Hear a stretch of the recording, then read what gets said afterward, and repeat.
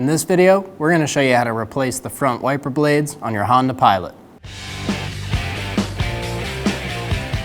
Grab the wiper arm and pull it up.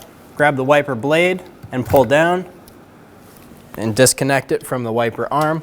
Grab the new wiper and push it up into the wiper arm.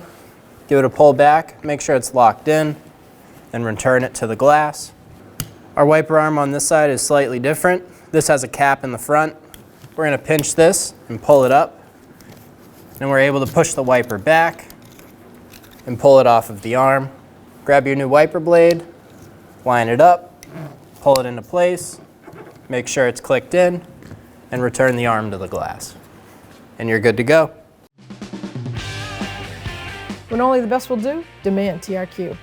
The only company that lets you view before you do. TRQ is committed to offering the highest quality aftermarket auto parts that are engineered for peace of mind.